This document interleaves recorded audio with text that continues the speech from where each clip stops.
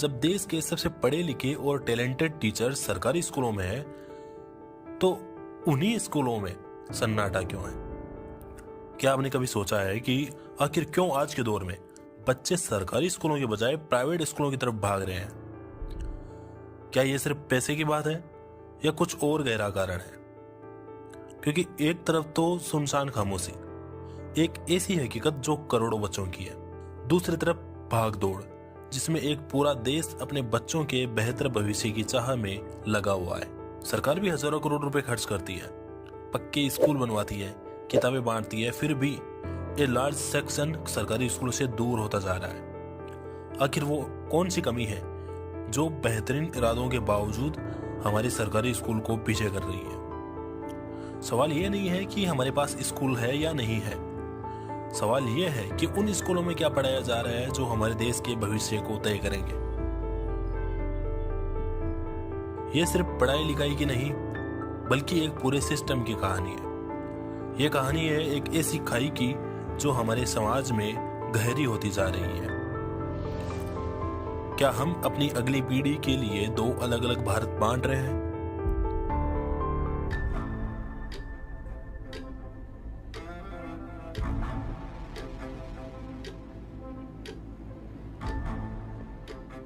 आज की वीडियो में जो आंकड़े यूज किए गए हैं वो एकदम ऑथेंटिक है, और अगर आप इन आंकड़ों को वेरीफाई करना चाहते हैं तो डिस्क्रिप्शन बॉक्स में इन सभी रिपोर्ट्स की लिंक दी गई है, आप वहां जाकर इन सभी को पढ़ सकते हैं। अब चलते हैं सीधा वीडियो पर। वीडियो स्टार्ट करने से पहले मैं आपको बता दूं कि इस वीडियो के माध्यम से आप कुछ ऐसा सीख के जाएंगे जो आप पूरे यूट्यूब में एक वीडियो में कभी भी नहीं सीख पाएंगे। तो वीडियो को शुरू से लेकर एंड तक देखना। चलते हैं सीधा वीडियो पर। भारत का स्कूल एजुकेशन सिस्टम दुनिया के सबसे बड़े स्कूल एजुकेशन सिस्टम में से एक है, जो लगभग 14,72,000 स्कूलों और 98 लाख टीचर्स के माध्यम से ऑपरेट होता है। और इतना बड़ा सिस्टम होने के बावजूद हाल ही में UDISE unified district information system for education 2024-25 की रिपोर्ट में एक ऐसी चीज सामने आती है जो बहुत ही ज्यादा गहरी चिंता का विषय है। इस रिपोर्ट के अनुसार टोटल इनरोलमेंट यानी कि बच्चों ने स्कूल में कितना एडमिशन लिया, ठीक है, टोटल इनरोलमेंट 25 करोड़ 17 लाख से गिरकर 24 करोड़ और 69 लाख हो गया। इसका मतलब गिरावट हुई है। छोटी कक्षाओं में यह गिरावट समझ में आती है कि जो कम होती बर्थ रेट और डेमोग्राफी है, यह उसके बदलावों को दर्शाती है। लेकिन इस गिरावट के बीच में एक ऐसा आंकड़ा मौजूद है जो बहुत ज्यादा महत्वपूर्ण है। वो ये है कि सरकारी स्कूलों में इनरोलमेंट 2022-23 में 13 करोड़ और 62 लाख था, जो तेजी से गिरकर 2024-25 में 12 करोड़ और 16 लाख रह गए। और अगर दूसरी तरफ प्राइवेट स्कूलों की बात करें तो उनका नंबर लगातार बढ़ता जा रहा है। प्राइवेट स्कूलों में जो इनरोलमेंट 2022-23 में 8 करोड़ और 42 लाख था, वो 2024-25 में बढ़कर 9 करोड़ और 59 लाख पहुंच गया है। अब अगर बर्थ रेट और डेमोग्राफी के बदलाव के कारण अगर इनरोलमेंट में कमी आ रही है तो प्राइवेट स्कूलों पर भी इसका असर पड़ना चाहिए, लेकिन प्राइवेट स्कूलों का नंबर लगातार बढ़ रहा है। आज इंडिया में कुल स्कूल इनरोलमेंट में प्राइवेट स्कूल की हिस्सेदारी 39% के हिस्टोरिकल हाई लेवल पर पहुंच गई है, जो 2018-19 के बाद में सबसे बड़ा नंबर है। यह केवल स्टूडेंट्स का ही नहीं बल्कि इंस्टीट्यूशंस का ट्रांसफर है।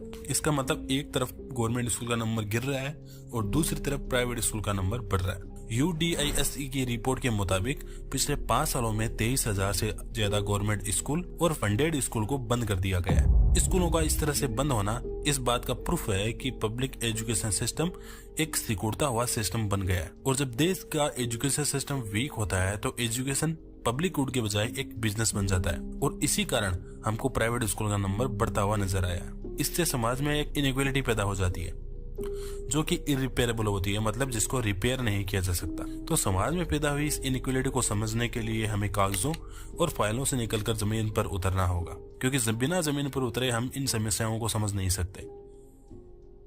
अब बात करते हैं उन कमियों और चुनौतियों की जिसके कारण गवर्नमेंट स्कूल और प्राइवेट स्कूल के बीच में इतना बड़ा गैप बन गया है, जहां प्राइवेट स्कूल का नंबर बढ़ता जा रहा है और गवर्नमेंट स्कूल का नंबर लगातार गिरता जा रहा है। उसके पीछे के कारणों और चुनौतियों को हम इस वीडियो में डिटेल से समझेंगे। सबसे बड़ा चैलेंज है टीचर्स की भारी कमी और मल्टी ग्रेड क्लासरूम का सिस्टम। चलो दोनों को समझते हैं। देखिए, इंडिया में प्राइमरी और अपर प्राइमरी स्कूल में क्वालिफाइड टीचर्स की भारी कमी एक परमानेंट क्राइसिस बन चुकी है, क्योंकि पार्लियामेंट्री कमेटी की हालिया रिपोर्ट के अनुसार SSA यानी कि सर्व शिक्षा अभियान द्वारा फंडेड स्कूल में टीचर्स की ऑलमोस्ट 10 लाख पोस्ट खाली है, जिनमें से 7.5 लाख खाली जगह केवल प्राइमरी और अपर प्राइमरी स्टैंडर्ड की है, यानी कि बच्चों के पास में टीचर मौजूद ही नहीं है। जबकि अगर बात करें नेशनल एजुकेशन पॉलिसी की NEP 2020 की, तो उसमें क्लियरली बताया गया है कि स्टूडेंट टीचर रेशियो यानी कि शिक्षक छात्र अनुपात 30:1 होना चाहिए, यानी कि 30 बच्चों पर एक टीचर होना चाहिए। जबकि पिछड़े इलाकों में, जो इलाके डेवलप नहीं है और पिछड़े हुए हैं, उन इलाकों में स्टूडेंट टीचर रेशियो 25:1 होना चाहिए, यानी कि 25 बच्चों पर एक टीचर होना चाहिए। इसके बाद भी बिहार और राजस्थान जैसे कुछ स्टेट है जहां हालत बहुत ज्यादा खराब है। अकेले बिहार में 14,000 ऐसे स्कूल हैं जहां यह रेशियो 40:1 को पार कर चुका है, यानी कि जो रेशियो 30:1 होना चाहिए, यानी कि 30 बच्चों पर एक टीचर होना चाहिए, वो रेशियो बढ़कर 40:1 हो गया, यानी कि 40 बच्चों पर एक टीचर है। Annual status of education report ASER 2023 की बात करें तो छत्तीसगढ़ के जसपुर जिले का हालिया एग्जाम्पल सामने आता है, जहां एक स्कूल बिना टीचर्स के चल रहा था और एक सफाई कर्मचारी बच्चों की क्लासेस ले रहा था। यह केवल सिलेबस का पूरा होने या ना होने का मामला नहीं है, यह उस अर्ली चाइल्डहुड की डेथ है जहां एक बच्चा जीवन भर के लिए पढ़ना लिखना सीखता है। अब जब बच्चा स्कूल में जाता है तो टीचर ना होने पर वह कई मल्टी ग्रेड स्टडी का सहारा लेता है, जहां एक शिक्षक कई कक्षाओं को एक साथ पढ़ाता है, जिससे बच्चों का इंडिविजुअल इंटरेस्ट 0 हो जाता है और बच्चा चीजों को समझने के बजाय चीजों को रटने लगता है, जो स्टडी टाइम का 70% तक खा जाती है। इस चैलेंज के बाद में दूसरा चैलेंज आता है, वो है the curse of non teaching duties, यानी गवर्नमेंट स्कूल में टीचर्स आज टीचिंग से ज्यादा प्रशासनिक स्लेवरी से बंधा हुआ है, क्योंकि जोमेट इंडिया और NIEPA की नेशनल वाइड रिपोर्ट में बताया गया है कि 55% भारतीय टीचर्स काम से संबंधित एक्सट्रीम स्ट्रेस को फील करते हैं, और यह स्ट्रेस स्टूडेंट के व्यवहार से नहीं आता है, बल्कि जो प्रशासनिक कामकाज है उसके बोझ के कारण होता है। यानी टीचर्स अपना लगभग 30 से 40% टाइम, यानी एक एकेडमिक ईयर का ऑलमोस्ट 110 दिन नॉन एकेडमिक कामकाज में स्पेंड करते हैं। हाल ही में दिल्ली की एक संस्था सेंटर फॉर पॉलिसी रिसर्च ने अपनी रिपोर्ट पेश की। उस रिपोर्ट में 66% टीचर्स ने नॉन एकेडमिक कामकाज को अपनी काम की सबसे बड़ी प्रॉब्लम माना है, और ऐसा भी SIR करते समय न्यूज के माध्यम से पूरे देश ने देखा, जहां कई जगह टीचर्स की हार्ट अटैक से डेथ हुई है और टीचर्स ने एक्सट्रीम स्ट्रेस को महसूस किया है।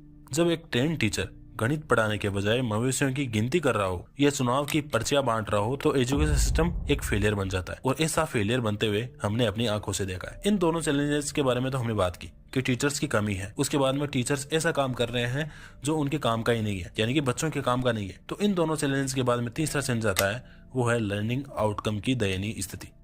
रूरल इंडिया में 6 से लेकर 14 साल के बच्चे स्कूल में अपना एडमिशन तो करवा लेते हैं और उनके एनरोलमेंट की रेट 95% के भी ऊपर है, लेकिन इतना एनरोलमेंट होने के बावजूद एजुकेशन की क्वालिटी बहुत ज्यादा बेकार बनी हुई है, क्योंकि annual status of education report 2023 की बियॉन्ड बेसिक रिपोर्ट साफ साफ बताती है कि क्लास 3 से लेकर 8 तक के बच्चे अभी भी एक साधारण चैप्टर को फ्लुएंटली नहीं पढ़ सकते और बेसिक अर्थमेटिक को सोल्व नहीं कर सकते। बेसिक इंफ्रास्ट्रक्चर में तो इम्प्रूवमेंट हुई है, जैसे टॉयलेट और ड्रिंकिंग वाटर में सुधार हुआ है, लेकिन इसका डायरेक्ट इम्पैक्ट बच्चों की लर्निंग पर नहीं पड़ा है। और कोविड के बाद यह क्राइसिस और ज्यादा गहरी हो गई, जहां डिजिटल उपकरणों तक पहुंच के अभाव ने रूरल और जो पिछड़े बच्चे थे उनको मेन स्ट्रीम एजुकेशन से काट दिया है।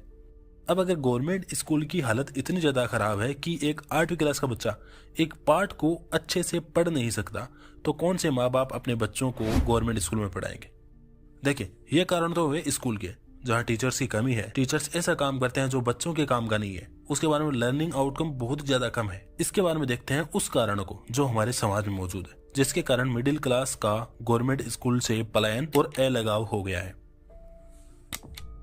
पूर्व NCERT निदेशक प्रोफेसर कृष्ण कुमार ने अपनी किताब what is the worth of teaching में और कई आर्टिकल में बार बार मेंशन किया है कि 90s के दशक के बाद जब इकोनॉमी ओपन हुई तो मिडिल क्लास ने धीरे धीरे गवर्नमेंट स्कूल से किनारा कर लिया, और सरकारी स्कूलों से यह अलगाव केवल एक दिन में नहीं हुआ, यह तब हुआ जब चाहत थी अंग्रेजी मीडियम की। इंग्लिश मीडियम को भारत में प्रोग्रेस का इकलौता दरवाजा मान लिया गया। और जब पढ़ा लिखा और एजुकेटेड मिडिल क्लास सिस्टम से बाहर निकला तो सरकारी स्कूलों में सिर्फ वे बच्चे रह गए जिनके माता पिता सिस्टम से सवाल पूछने और अपने बच्चों के हक के लिए लड़ने की सामाजिक और आर्थिक स्थिति में नहीं थे। और यहाँ से एक सेल्फ रीइंफोर्समेंट डिक्लाइन शुरू हुआ, यानी कि स्कूलों के बारे में समाज का परसेप्शन चेंज हुआ, जिससे स्कूलों की क्वालिटी ड्रॉप हुई। और जब स्कूलों की क्वालिटी ड्रॉप हुई तो लोगों का परसेप्शन और भी ज्यादा खराब हो गया। CMS कॉम्प्रिहेंसिव मॉड्यूलर सर्वे 2025 के आंकड़े यही बताते हैं कि एक अर्बन फैमिली एक बच्चे की एजुकेशन पर एवरेज 23,470 रुपए पर ईयर खर्च करती है, जो ग्रामीण औसत 8,382 रुपए से लगभग 3 गुना ज्यादा है। यह भारी एक्सपेंडिचर इस बात का संकेत है कि एक फैमिली अपने इकोनॉमिक कैपिटल को दांव पर लगाकर बच्चों के लिए कल्चरल कैपिटल और फ्यूचर को सिक्योर कर रहे हैं। स्कूलों में टीचर्स की कमी, टीचर्स को दूसरे काम में लगने, लर्निंग आउटकम की हालत खराब होने और फिर सरकारी स्कूलों से मिडिल क्लास के चले जाने के बाद सबसे खराब इम्पैक्ट उन लोगों पर पड़ा जो लोग पीछे छूट गए। जब मिडिल क्लास और upper class public education system से बाहर निकल गया तो सरकारी स्कूल मुख्य रूप से उन बच्चों के शेल्टर बन गए जो सबसे पीछे थे, स्पेशली वो बच्चे जो शेड्यूल कास्ट, शेड्यूल ट्राइब और एक्सट्रीमली पुअर वर्गों से बिलोंग करते थे।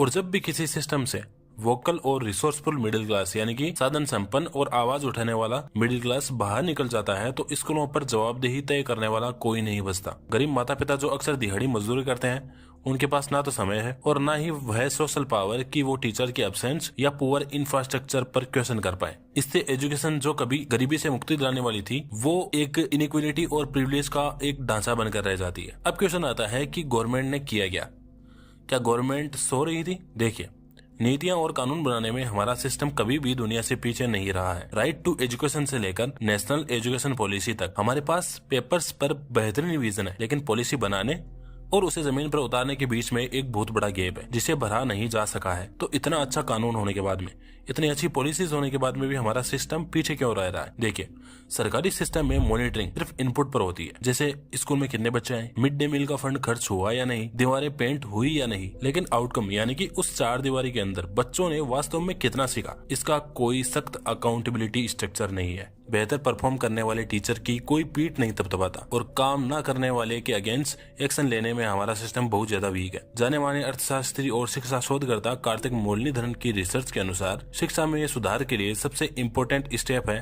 इनपुट से हटकर लर्निंग आउटकम पर ध्यान देना होगा। राइट टू एजुकेशन एक्ट की बात करें तो 1947 में जब देश आजाद हुआ तो एक सपना था, हर बच्चे को पढ़ने का हक मिलेगा, हर बच्चा आगे बढ़ेगा। 65 साल बाद 2009 में शिक्षा का अधिकार एक्ट आया। पूरे देश ने सोचा चलो अब बदलेगा सब कुछ, और सच में बहुत कुछ बदला। स्कूलों के कमरे पक्के बने, खेल के मैदान बने, लाइब्रेरी बनी, दीवारें चमकी और दरवाजे खुले। लेकिन उन चमकती दीवारों के पीछे बच्चा सीख क्या रहा है ये किसी ने देखा ही नहीं, क्योंकि राइट टू एजुकेशन एक्ट ने पूछा स्कूल में क्या है? क्या स्कूल में कमरे हैं, खेल के मैदान है, लाइब्रेरी है, दीवारें हैं? लेकिन किसी ने यह नहीं पूछा कि बच्चा स्कूल से क्या लेकर जा रहा है। अगर बात करें अमेरिका के NCLB यानी कि नो चाइल्ड लेफ्ट बिहाइंड कानून की, तो इसमें क्लियरली कहा गया है कि हर बच्चे को देखो कि कितनी मैथ्स आ रही है, हर बच्चे की पढ़ाई को नापो और स्कूलों को जवाब देना होगा।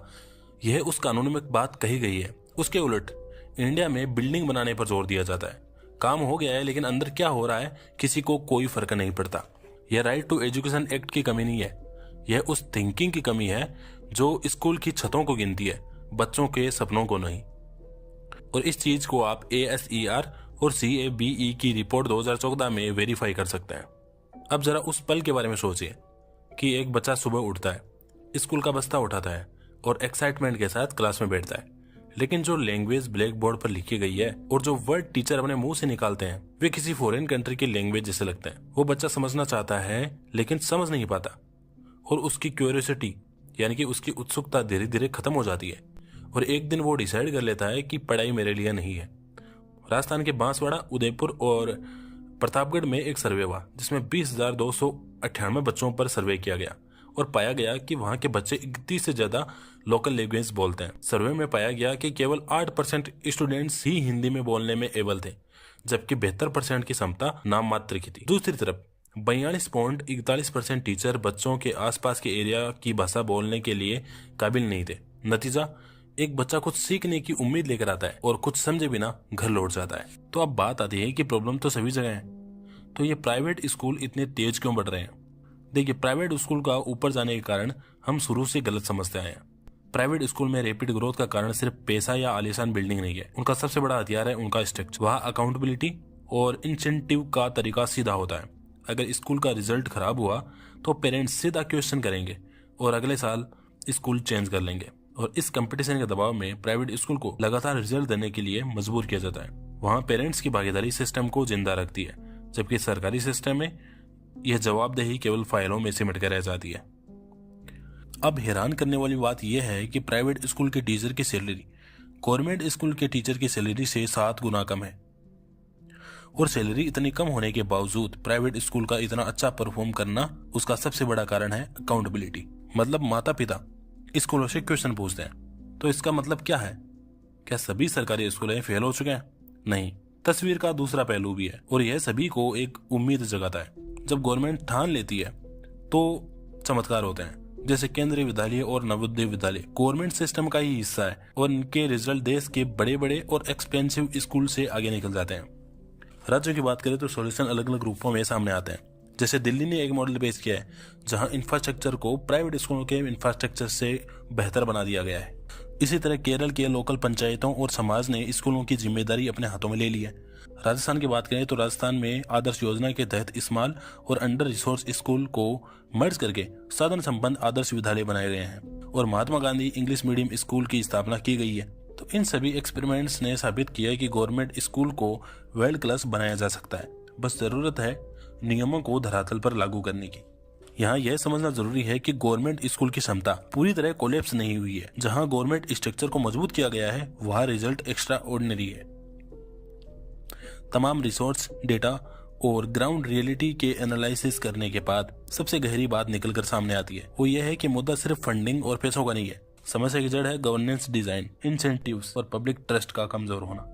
जब तक हमारा सिस्टम रूल्स को पूरा करने के बजाय एक्सीलेंस के लिए डिजाइन नहीं किया जाएगा, तब तक पैसा बहाने का कोई नतीजा नहीं होगा। यह क्राइसिस केवल रिसोर्सेज की नहीं है, यह क्राइसिस है ट्रस्ट की। इंडियन स्टेट सिस्टम एजुकेशन के फील्ड में बहुत ज्यादा कार्य करता है। वो एक साथ सभी कार्यों को करने का प्रयास करता है। वह स्कूलों के निर्माण करवाता है, सिलेबस डिसाइड करता है और खुद मूल्यांकन भी करता है। यानी कि हमारा सिस्टम क्या करता है, ये बहुत सारे काम एक साथ करने की कोशिश करता है। जब एक ही संस्था प्रोवाइडर और रेगुलेटर दोनों होती है तो अकाउंटेबिलिटी समाप्त हो जाती है। अब बात आती है कि भविष्य का रास्ता क्या है। रास्ता है टेक्नोलॉजी का सही तरीके से और स्मार्ट तरीके से इस्तेमाल। देखिए, सबसे पहला है कि टीचर्स को अननेसेसरी वर्क यानी कि जो प्रशासनिक कार्य हैं जैसे जनगणना और इलेक्शन के कामों से आज़ाद करना। उसके बाद में बच्चों को उनकी मदर टंग यानी कि उनकी लोकल लैंग्वेज में एजुकेशन देना। और सबसे इम्पोर्टेंट है कि समुदाय की भागीदारी। माता पिता को सिर्फ देखने वाला नहीं बल्कि एक पार्टनर बनाना होगा। उसके बाद हमें राइट टू एजुकेशन से आगे बढ़कर राइट टू लर्निंग की ओर कदम बढ़ाना होगा। यह सिर्फ गवर्नमेंट और किसी मिनिस्ट्री की जिम्मेदारी नहीं है, यह हमारी और आपकी सभी की जिम्मेदारी है। अगली बार जब भी आप किसी सरकारी स्कूल के पास से गुजरें तो खुद से एक क्वेश्चन कीजिए कि क्या हम उस भारत का निर्माण कर रहे हैं जहां हर बच्चे को उड़ने का एक समान अवसर मिले। अगर वीडियो अच्छा लगा हो तो वीडियो को लाइक, चैनल को सब्सक्राइब और कमेंट बॉक्स में कमेंट करके मुझे ज़रूर बताएं कि आपको वीडियो कैसा लगा। चलिए मिलते हैं अगली वाली वीडियो में, तब तक के लिए गुड बाय, धन्यवाद और ख्याल रखें अपना। जय हिंद।